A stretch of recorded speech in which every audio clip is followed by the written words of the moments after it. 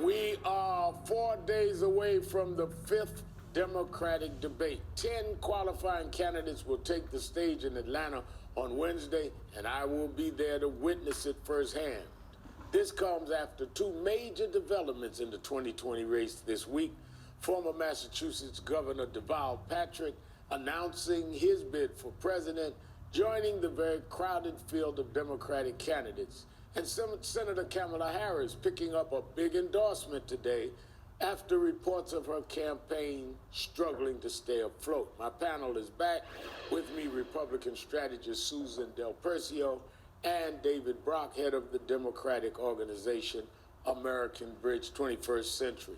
What impact, Susan, in your judgment, will Deval Patrick and or Michael Bloomberg have on this race? Well, the race may have a real dramatic change come December into January, which is if Donald Trump is impeached in the House, the trial goes to the Senate, and you're going to have 5 U.S. senators who are running for president to staying in Washington. They're tethered to their chairs for the trial.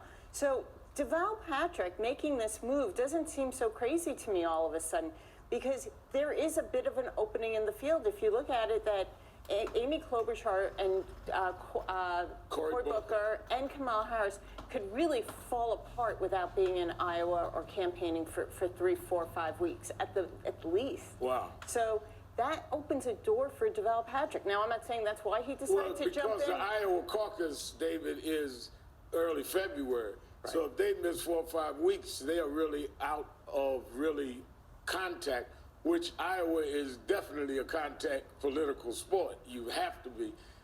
It does give room. That's an interesting theory there. That is.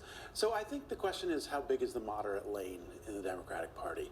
You've got Biden, you've got Mayor Pete, who in the last debate kind of found his voice and saw opportunity, I think, to move into that space. Basically, I think Deval Patrick may have a chance here. It's a challenge, but money. Word on the street is he's going to have a super PAC and post some big dollars there. A theory of where he could win, that would be New Hampshire. And then he's got to have a diverse coalition. So by the time you get to South Carolina, he could be positioned for that. So it'll be interesting to see how big that moderate lane is. Now, the reason he got in is I think there's a fear that Biden is a little bit of a shaky front runner, that Pete can't necessarily put that diverse coalition together, and that Warren and Sanders are too far left for the general election. Now, how do you feel the Republicans, say Trump is still there in November, that he's not convicted and he's in office, who do you think gives the Republicans the worst opportunity to retain the White House? Probably that moderate lane, that whether it be Biden, Buttigieg, maybe Deval Patrick, but it's at the point, I think in this whole thing will be played out in the suburbs, Rev, and that unless you put like Elizabeth Warren, suburbanites do not want their private health care taken away. They do not want free college tuition and health care for people who are in this country illegally. And they do not want to see their taxes go up because of a $52 trillion spending plan. And they know it will. So they can lose suburban voters if it's an Elizabeth Warren or Bernie Sanders or someone ultra progressive like that. How far left should the Democrats go? How far left has the country gone? Former President Obama said, be careful, don't go too left.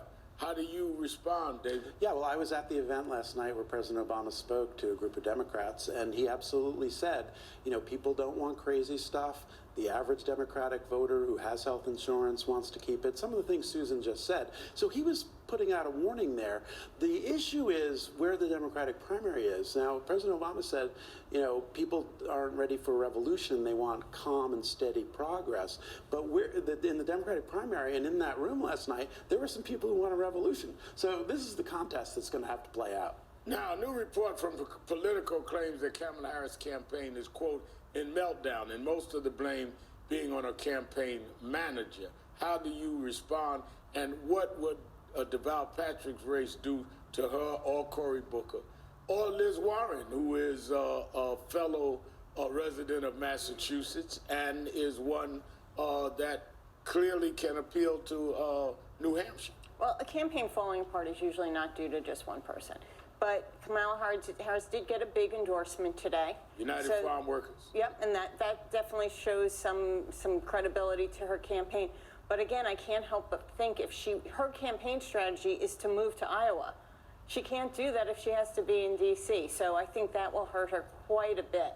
And again, I think Deval Patrick has an opportunity, even if he came in third or fourth in Iowa, even fifth, and could do well in New Hampshire and come in third, that places him in looking at South Carolina in a very good place because, again, you're going to have several of these candidates who can't be there to campaign. David handicapped the race for me, as Susan just did. Well, I think you've got Biden as a front runner still, but Warren right in there. I think in Iowa you've got Pete surging, which is a really interesting story. When you move to New Hampshire, you know, most of the polls have Sanders in the lead there. So basically what the fear in the Democratic Party is right now, Rev, is that, you know, you could have 4 or 5 candidates each getting over 15%, and you could actually go to a brokered convention. And because they're going to have money to do it. I mean, absolutely. Yang had raised $10 million last quarter. Buttigieg has a ton of cash on hand. So does Warren, Sanders, and Biden. I mean, not as much. What happens in a brokered convention, David? Well, that's a really, that's a mess, I think. Well, there's only one person who could broker it, and I think it'll be tough to do. No, but I think the only person who can handle a brokered convention for the Democrats is President Obama, and I don't see him wanting to do that. He won't want to do it. That's well, it's going to be an interesting next few. It's going to have to be somebody who can emerge, who can unify the party. That will be the test, I think. And I don't know who that is. All right, Susan Del Percio and David Brock, always good to have you with us.